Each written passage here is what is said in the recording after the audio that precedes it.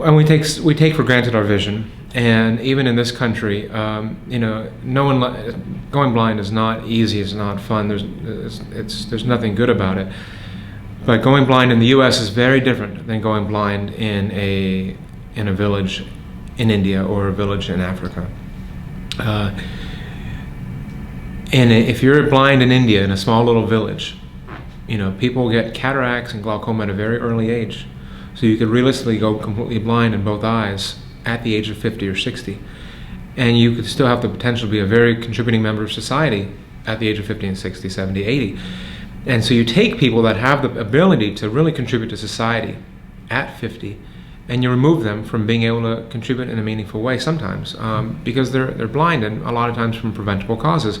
Glaucoma being a major one, but the leading one being cataracts, but both of those have a substantial impact.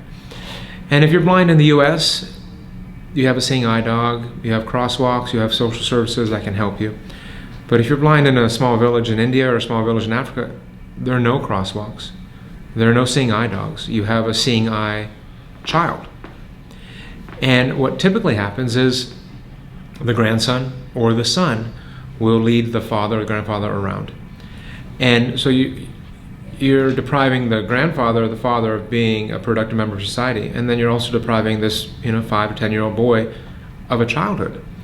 And with one surgery to restore that vision, you're giving two people their lives back. And that dramatic effect just had this, it imprinted in me this passion, and I said, you know what, this is it.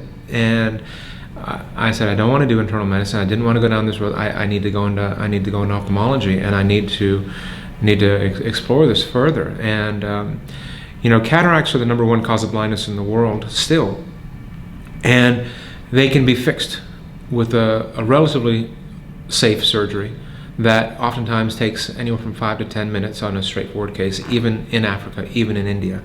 And it's been shown by many different health models to be very cost effective.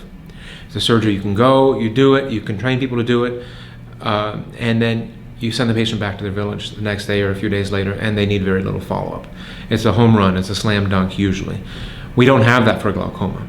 And the dream of almost every glaucoma specialist, myself included, even when I was a medical student, even when I was a resident, was, I thought we need something where you can go, fix it, and then leave.